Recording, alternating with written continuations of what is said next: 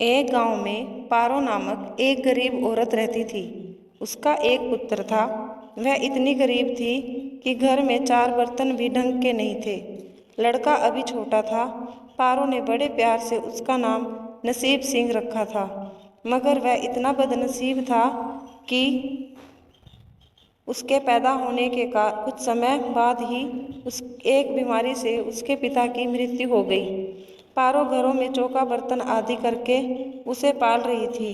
उसे पक्का विश्वास था कि नसीब सिंह बड़ा होकर उसके सारे संकट दूर कर देगा और उसका बुढ़ापा चैन से गुजरेगा।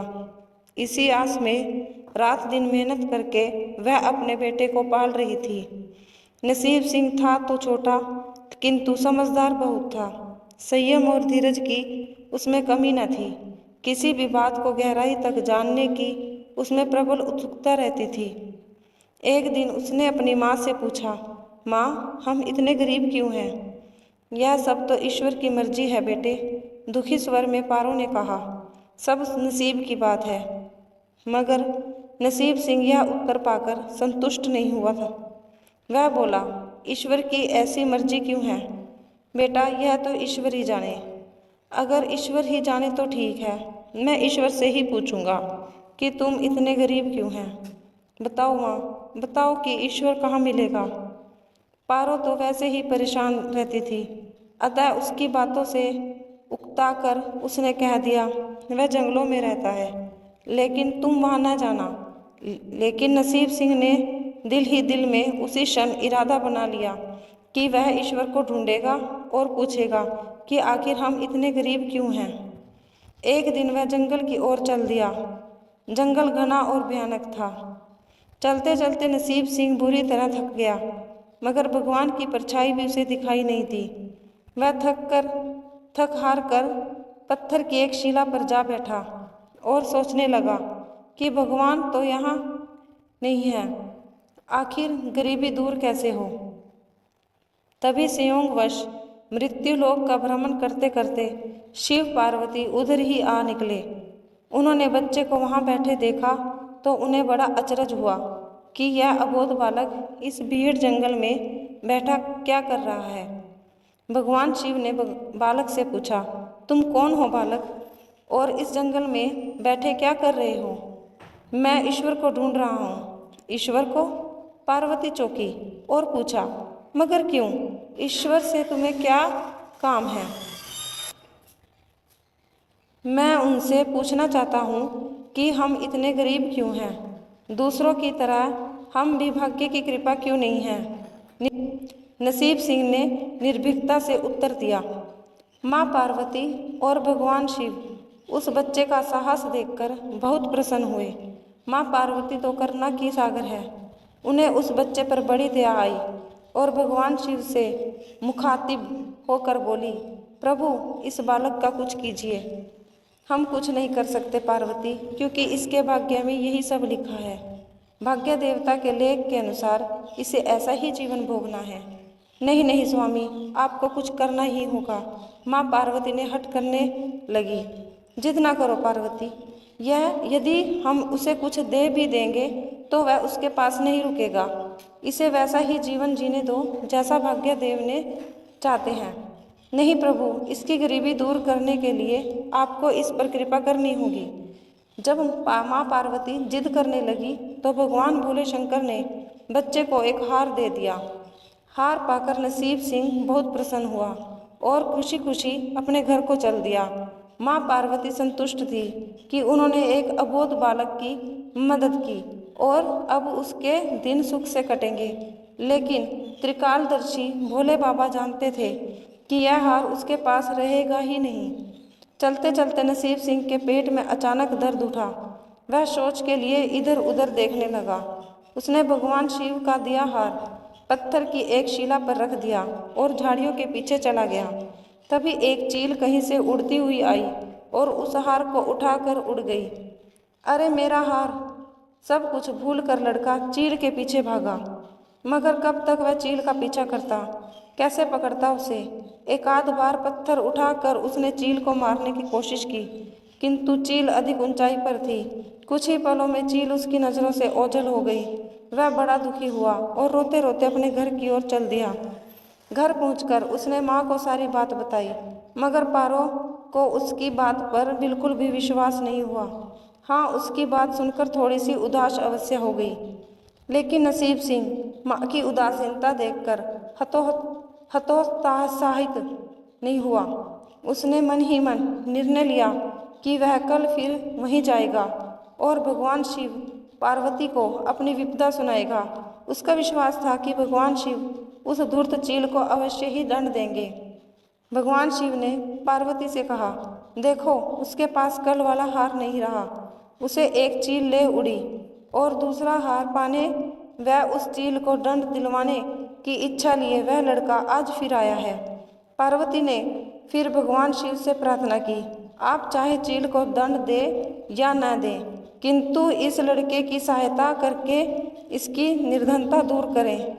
हम अब कुछ नहीं कर सकते देवी, यदि तुम जिद करती हो तो हम ब्रह्मा से कहते हैं, वही इस बालक की कुछ सहायता करेंगे। कहकर भगवान शिव ने ब्रह्मा जी को बुलाया और सारी बात बताकर आग्रह किया कि आप ही इसकी कुछ मदद करें। तब ब्रह्मा जी ने लड़के को हीरे की एक अंगूठी दे दी। लड़के ने अंगूठी जेब में रखी और खुशी खुशी अपने घर चल दिया। उसने सोच लिया था कि अब वह एक पल के लिए भी अंगूठी को अपने से अलग नहीं करेगा। चलते चलते अचानक उसे प्यास लगी। वह सरोवर के किनारे पहुंचा और जैसे ही वह चुल्लू भर कर पानी पीने के लिए झुका, वैसे ही उसकी जेब से अंगूठी निकलकर पानी में जा गिरी और इससे पहले कि वह उठता एक मछली उसे निगल गई। नसीब सिंह फिर रोते रोते घर आया और माँ को सारी बात बताई। बेटा, जब तक भाग्य में नहीं है तब तक कोई चीज़ नहीं रुकेगी। माँ ने उसे दिलासा देते हुए कहा, जब भाग्य देवता खुश होंगे तो मिट्टी भी सोना बन जाएगी, मगर इस प्रकार किसी के देने से हमारी गरीबी दूर नहीं होगी। उसे समझाकर माँ अपने काम में लग गई, मगर नसीब सिंह भी हार मानने वाला नहीं था। उसने मन ही मन सोच लिया था कि वह कल फिर जाएगा। तीसरे दिन वह फिर जा पहुंचा। शिव और पार्वती उसका यह साहस देखकर बहुत खुश हुए। शिवजी ने इस बार ब्रह्मा जी के पास जाकर बात की कि वह लड़का तो बड़ा साहसी है, इसका कुछ उद्धार किया जाना चाहिए। तब ब्रह्मा जी ने सलाह दी, हमें भगवान श्री हरि के पास जाना चाहिए, वही इसका कोई हल बताएंगे। अतः वह श्री हरि के पास जा पहुँचे। पूरी बात सुनकर भगवान विष्णु ने नसीब सिंह को कुछ हीरे दिए। हीरे पाकर वह बहुत खुश हुआ और इस बार बिना कहीं रुके उसने सीधे अपने घर जाने का निश्चय किया, क्योंकि 2 बार उसकी चीज़ें खो चुकी थी। जब वह घर पहुंचा, माँ घर पर नहीं थी। अतः नसीब सिंह ने हीरे एक लोटे में रखकर कोने में छिपा दिए और माँ को ढूंढने निकल पड़ा।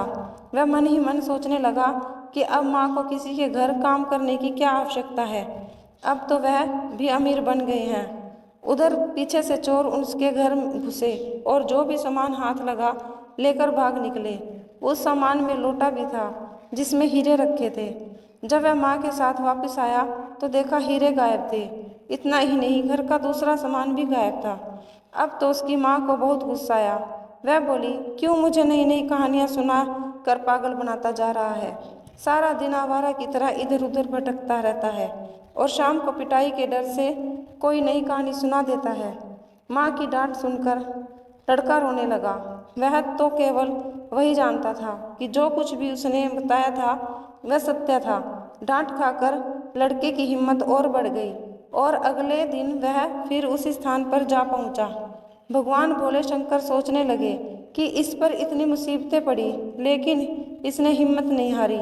इससे वह बहुत प्रसन्न हुए और भाग्य देवी के पास जाकर बोले, यह लड़का बहुत ही साहसी है, हिम्मती और धीरज वाला है। ऐसा व्यक्ति अभागा नहीं हो सकता, इसे कुछ दे दो। आज्ञा पाकर भाग्य की देवी ने नसीब सिंह को सोने का एक सिक्का दिया। सिक्का लेकर नसीब सिंह खुशी खुशी अपने घर को चल दिया। जब उसने घर जाकर वह सिक्का अपनी माँ को दिया तो उसकी माँ बहुत खुश हुई। अब क्योंकि उन पर भाग्य देवी की कृपा हो गई थी तो अतः सारे काम ही अपने आप शुभ होने लगे। दूसरे दिन ही एक मछली वाला उसके गांव में मछली बेचने आया तो लड़के ने वही सिक्का देकर मछली खरीद ली। उसकी माँ ने मछली का पेट चीरा तो वह अंगूठी निकली जो ब्रह्मदेव ने उसे दी थी, जो उसकी जेब से तालाब में गिर गई थी। माँ ने अंगूठी संभाल कर रख ली और नसीब सिंह से बोली, जा बेटा, जंगल से थोड़ी लकड़ियाँ ले आ, आज घर में ईंधन बिल्कुल नहीं है। लड़का कुल्हाड़ी लेकर जंगल की ओर चल दिया। वहाँ जाकर जिस पेड़ पर लकड़ी काटने के लिए चढ़ा, वहाँ उसी चील का घोंसला था जो उसका हार उठाकर ले गई थी।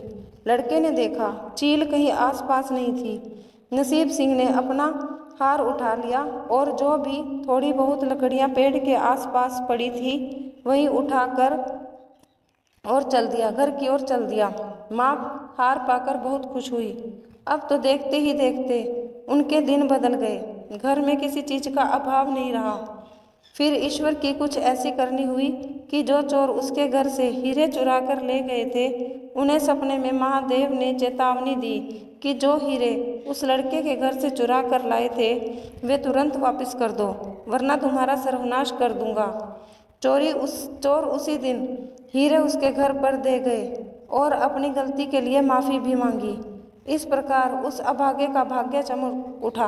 अब उसके घर में किसी चीज़ की कमी न थी। उनकी गरीबी सदा के लिए समाप्त हो गई थी। दोस्तों, मेरी यह वीडियो देखने के लिए धन्यवाद। जय श्री राम।